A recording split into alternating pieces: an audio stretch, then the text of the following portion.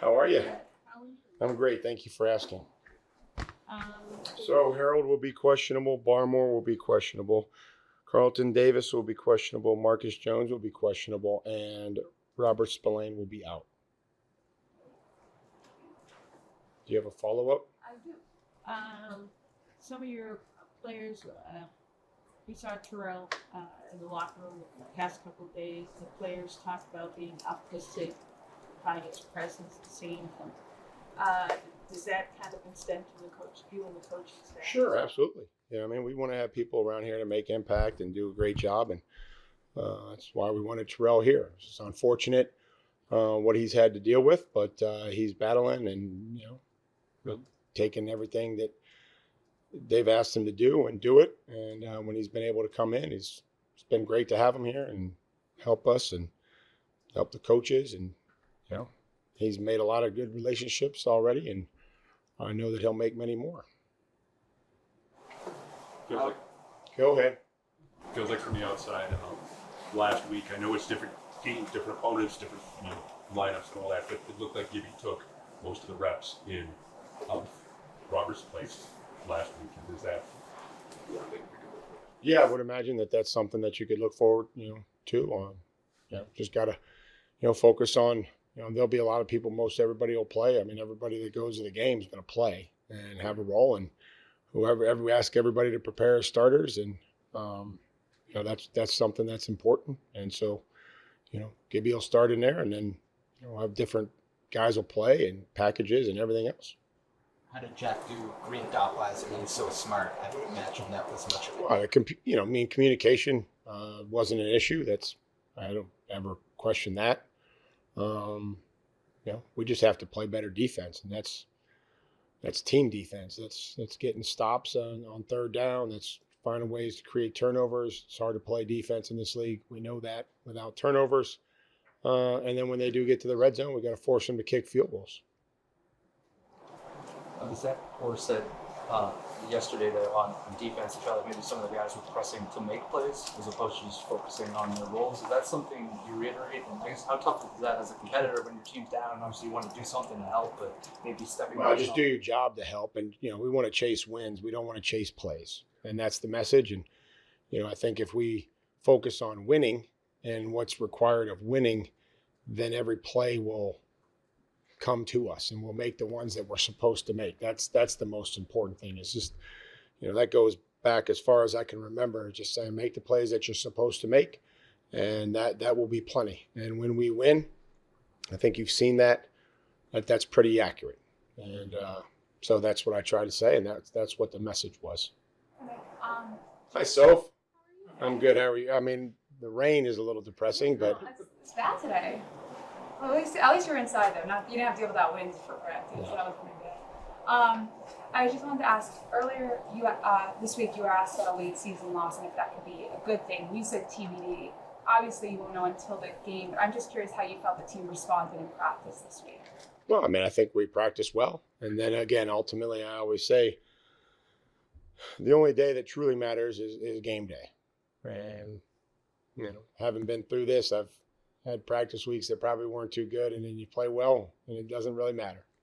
I've had weeks where you're like, oh, man, practice was great, and you don't execute. And so ultimately what matters is, how we play. And certainly practice is important. And I'm not trying to say that it's not. But try to come back in and focus on the things that we need to do to win and the game plan and the keys and their personnel and learning this team. And so I think we've done that, and we still have time to do that. Like we haven't seen Marcus Bryant for a couple of weeks now. Is that just Thayer's experience or something else going on there? No, just decided to go with Thayer, and he's helped us out a lot, and it's a good jumbo package. And Marcus is working hard. Take 8 to the game. We try to figure out what combination is best for each game. That could change next week, but Marcus has worked hard, and again, I think trying to improve. Like Vidarian Lowe is a guy who started a lot of games here last year, kind of took on a different role this year. What has it been like working with him and seeing what he's done in recent weeks? Well, I worked really, really hard in the offseason to get back from the shoulder surgery that he had. And I would say as been ready and prepared to take advantage of his opportunity, which I'm always excited about. And when guys get a chance, they put a lot into it. They can go out there and they can play and, help themselves, help the team, all those things. So I think that he's done everything that we've asked him to do in that regard, to be ready to, one, get healthy as quickly as possible, work to improve, compete, earn a role, and then prepare as a starter. And then, he's found his way in there because of an injury. For whatever reason, he's in there. And so I think that I'm excited for him, that he's excited about the opportunity to play. Coach, this time of year, No, I know. Nicole needs to jump in there. Hold on. No. She didn't say anything. She wanted to say something. this time of year, do you believe in the rookie wall? Is that a real thing? And if so, do you have to address it with the guys? We're always talking about the length of the season and what we need to do to continue and how the practices are and recovery and mentally. We've talked, the finish line is not going to move towards us. It's not going to move closer to us.